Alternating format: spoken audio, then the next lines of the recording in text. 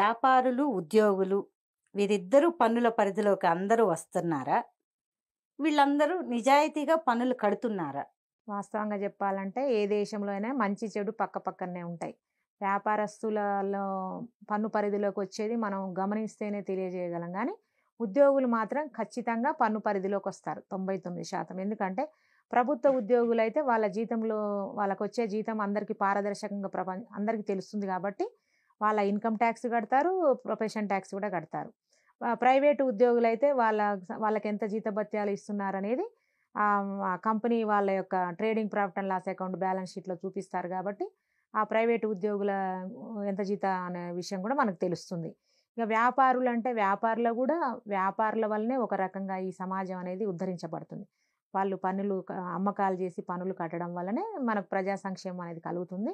అయితే కొంతమంది వ్యాపారులు పన్ను పరిధిలోకి రాకుండా తప్పించుకునే మార్గాలు ఏర్పాటు చేసుకోవచ్చు. దాన్ని తగ్గించడం కోసం అని చెప్పే పన్ను ప్రాతిపదిక అనేది విస్తరించినప్పుడు పన్ను రేటు తగ్గిస్తాయి. మీకొక ఉదాహరణ చెప్తాను.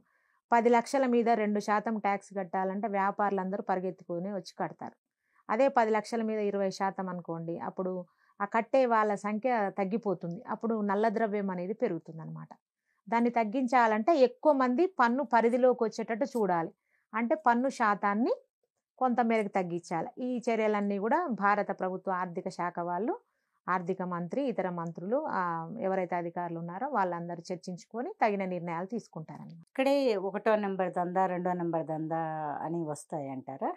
అంటే అకౌంట్ 1, అకౌంట్ 2 అనేది ఈ ఈ వ్యాపారంలో వచ్చే అంటారు చూడండి.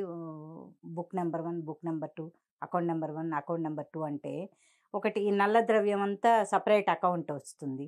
అది చూపించరు అంటారు. నల్ల ద్రవ్యం ఒక వ్యాపార సంస్థలే కాదండి, ఇండివిజువల్ వ్యక్తులు చాలా చోట్ల ఉంటుంది. అయితే దాని నుంచి తగ్గించాలంటే ఏం చేస్తాం? పన్ను యొక్క శాతాన్ని తగ్గిస్తారనమాట ప్రభుత్వం. ఎక్కువ నల్ల ద్రవ్యాన్ని తెల్లగా మార్చాలని, లేకపోతే ఎక్కువ మంది పన్ను పరిధిలోకి రావాలంటే ఆ శాతాన్ని తగ్గిస్తారనమాట. అయితే ఒకటి మంచి, చెడు, నీతి, అవినీతి ఎప్పుడు పక్కపక్కనే ఉంటాయి. కాకపోతే అవినీతిని ఏ దేశంలో ఎక్కడ కూడా పూర్తి స్థాయిలో నిర్మూలించలేము గానీ, దాని శాతాన్ని మాత్రం తగిన చర్యలు తీసుకొని తగ్గించగలం. దీని మీద కూడా ఎక్కడికక్కడ నిఘా విభాగం పనిచేస్తుంది. ఒక రకంగా చెప్పాలంటే అన్ని సంస్థలు కూడా కలుపుకొని పనిచేసి ప్రభుత్వానికి ఎక్కువ రాబడి రావడానికే అధికారులు ఎవరైనా కూడా కృషి చేస్తారు. ఇప్పుడు చాలామంది పెద్దవాళ్ళు చాలా పన్నులు ఎగ్గొట్టేసి విదేశాలకు పారిపోయినారు. లుకౌట్ నోటీసులు ఇచ్చామంటారు. వాళ్ళని తిరిగి పిలిపిస్తామంటారు. ఇది ఎంతవరకు వాస్తవం ఇందిర గారు? సాధ్యమేనా దీంట్లో? ప్రభుత్వంలో పనిచేసే ఏ ఉద్యోగులు కూడా కావాలని వేరే చోటికి అట్లా వెళ్ళడానికి అవకాశం ఇవ్వరు. వాళ్ళు తెలియకుండా దొంగదారుల ద్వారా ఏదో ఒక మార్గం ద్వారా విదేశాలకు పోవచ్చు. అయితే ఇక్కడ ఏమవుతుందంటే మన దేశానికి కొన్ని నియమాలు ఉంటాయి. ఇతర దేశాలతోటి మనము లావాదేవీలు జరిపేటప్పుడు ఆ దేశంలో వాళ్ళకి మన దేశ పౌరుణ్ణి ఆ దేశంలోకి వెళ్ళినాక మళ్ళీ మన దేశానికి పంపించడానికి చట్టాలు అనుమతించవచ్చు, అనుమతించకపోవచ్చు.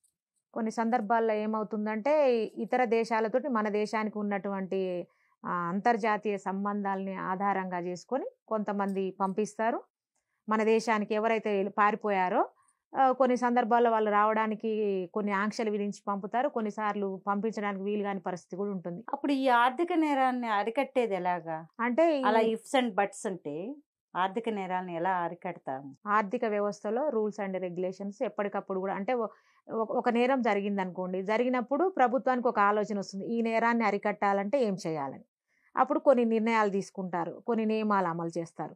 ఇంకో కొత్త రకం నేరం కనిపెట్టాడనుకోండి, అప్పుడు వాళ్ళు ఇంకో కొత్త రకం. మీకు ఉదాహరణ చెప్పాలంటే కంప్యూటర్‌లో వైరస్ వచ్చింది. ఆ వైరస్ వచ్చినప్పుడు మళ్ళీ ఆ వైరస్‌ని తగ్గించడం కోసం యాంటీ వైరస్ కనిపెట్టారు.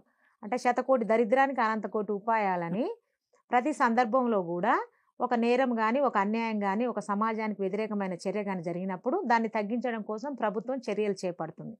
అందులో మొదటి స్థాయిలోనే సక్సెస్ కాకపోవచ్చు. 2, 3 పనులు జరిగినాక ఓహో! ఈ లోపాలు ఉన్నాయి కాబట్టి ఇవి సరి చేసుకుంటామని అనొచ్చు. ఆ రకంగా సరి చేసుకుంటారు. ప్రజలు ఇన్ని రకాల పన్నులు కట్టలేక చస్తున్నాం అంటారు. దీనికి పరిష్కారం ఏంటి? వాస్తవంగా చెప్పాలంటే ప్రజలు వేరు, ప్రభుత్వం వేరు కాదు. ప్రజలు ఎన్నుకున్న వాళ్ళే ప్రభుత్వం. ప్రభుత్వంలో ఉన్నది కూడా మనుషులే. ప్రజల్లో ఎక్కువ అంటే చాలా దేశాల్లో నేను గమనించినంత వరకు వాళ్ళలో ఒక అవగాహన ఉంటుంది. ఇది మా ప్రభుత్వము, ఇది మా దేశము, మా దేశ సంక్షేమం కోసం మేము వ్యక్తిగతంగా కూడా పాటుపడతామని. మన దేశంలో గమనించినప్పుడు ఏందంటే అన్ని ప్రభుత్వాలే చేయాలని మేము ఓటేసి గెలిపించినాం కదా అంటే, ఇప్పుడు ఒక పల్లెటూరు ఉంది. ఆ పల్లెటూరులో ఎక్కడో దారి డొంక ఒక పొలం పోయే డొంక దారి పాడైపోయిందనుకోండి. వెంటనే ఇగ ప్రభుత్వాల మీద విరుచుకుపడి ప్రభుత్వం ఆ పని చేయలేదు, ఈ పని చేయలేదు. ఆ పార్టీ తప్పు, ఈ పార్టీ తప్పు అంటారు తప్పితే, ఆ డొంకలో ఆ రాయి అడ్డంగా ఉన్నప్పుడు ఆ రాయిని ఆ ఊళ్ళో 10 మంది కలిసి తీయొచ్చు. ఆ గుంట బూడిపోవచ్చు. ఆ దారి సక్రమంగా చేసుకోవచ్చు. ఆ రాయి మీదకెళ్ళి పడితే నీ ప్రాణమే పోతుంది గానీ, ప్రభుత్వం ప్రాణం అయితే పోదు గదా! అంటే సత్వర చర్యలు మనకు అందుబాటులో ఉన్న పనులు మనం ఎందుకు చేయకూడదు? ప్రజలెప్పుడు గూడా ప్రభుత్వాలను నిందించే బదులు సొంతంగా నిర్ణయాలు తీసుకొని గ్రామీణ స్థాయి నుంచి గూడా ఇగ ఈ ఈ ఊరికి ఈ సౌకర్యాలు గావాలి. మనమే ఒక నిధిని ఏర్పాటు చేసుకుందాము. మనమే కొన్ని చర్యలు తీసుకుందాం. మనమే కొన్ని సంక్షేమ మార్గాలు ఏర్పాటు చేసుకుంటామని ఎందుకు అనుకోకూడదు? ప్రభుత్వం వేరు, ప్రజలు వేరు కాదు గదా! అని నా ఆలోచన. సో, ప్రజల బాధ్యత కూడా ఉంది అని మీరు ఏమన్నా మీరు ఇలా ఎడ్యుకేట్ చేస్తూ ఉంటారా? మీ కొన్ని ఎన్‌జీఓస్ ద్వారా గానీ, లేకపోతే మీడియమ్స్ ద్వారా గానీ? నేను మొదట అండి పెద్దవాళ్ళలో మార్పు రావడం కష్టమండి. చిన్న పిల్లలు అంటే ఏమీ రాయని నల్లవల్ల వంటి ఒక మెదడుంటుంది చిన్న పిల్లలకి. మనం వాళ్ళకి ఏది ఇంజెక్ట్ చేస్తే దాన్ని ప్రదర్శిస్తారు. కాబట్టి పిల్లలకే ఎక్కువ నాకు పిల్లలంటే బాగా ఇష్టం. పిల్లల దగ్గర చెప్తుంటాను అన్ని విషయాలు గూడా.